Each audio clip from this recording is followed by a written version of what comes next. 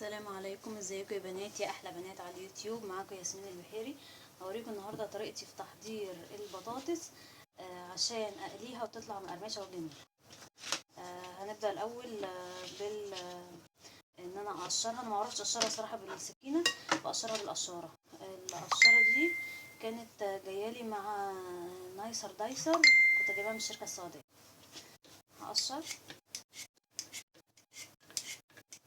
قشري لبره، متقشريش لجوه عشان ما تتعوريش. يعني تلاقي كده دي جت على ايدك، لا قشري لبره. بس ما شاء الله حاميه ازاي، دي المفضله لدي يعني، ما شاء الله بقالها فتره معايا. خلصنا النص، هتقلبي تعملي النص التاني.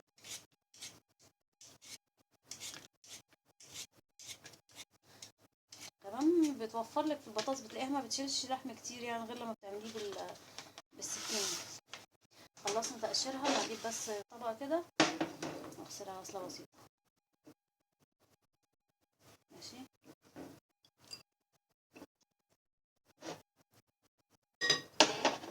نيجي بقى في التقشير. عشان تعمليها صوابع تبداي الاول تقطعيها شرايح نوعا ما تخينه، مش رفيعه، اكنك بتعملي صينيه بطاطس. ماشي، وبتختاري كمان البطاطسايه اللي بتبقى مطوله كده عشان تديكي صوابع حلوه. حطيها على البلانشه، تبداي تعمليها صوابع زي ما انت عايزاها بالسمك اللي انت عايزاه.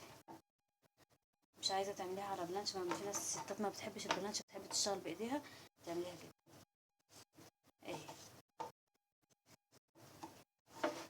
بس على البلانشه تبقى مظبوطه اكتر. ماشي اهي.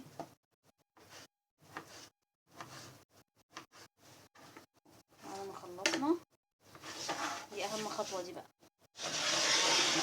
حطي البطاطس اللي عندك في طبق، اي طبق، وعشان تطلع معاكي مقرمشه وجميله هتحطي في الميه دي شويه خل ورشه ملح. ماشي، بالطريقه دي. وهسيب خليط البطاطس ده في التلاجة ليلة بحالها، يوم بحاله. احيانا بقطع البطاطس الاقيها، شايفين دبلانه طريه ازاي، لما بتتحط بقى في التلاجة وبتسقع بتشد، كل النشا اللي فيها بتنزل في الميه، والخل والملح بيدوها قرمشه، بتخليها طبعا في الزيت تطلع مقرمشه وجميله وخطيره. في ناس بتعمل طريقه تانية، هتنقعها شويه في الحركه دي، وهتاخديها زي ما هي كده اهو تروح حطها في الفريزر. وفي طريقه تانية بتقليها نص قليه وبتاخديها تحطيها في الفريزر، تبقى عامله زي الفارم فريتس كده. فانا بستخدم الطريقه دي، ان انا بحطها ليله بحالها في التلاجة. مستعجله عليها حطيها ساعه في الفريزر، مش هتلحق تجمد هي، بس انا عايزه الميه دي تسقع عليها مع الملح مع الخل عشان تطلع لي مقرمشه في القلي وما تتحرقش كمان في القلي. حتى لو انت جايباها بطاطس قلي بتلاقيها اتحرقت منك ولونها غمق، بتطلع السكر اللي فيها. لا، انا كل ده هينزل لي بقى في الميه مع الخل والملح، فمش هتتحرق، هتطلع لي مقرمشه وهتطلع تحفه. وكمان لو قطعتيها رفيع هتطلع مقرمشه اكتر.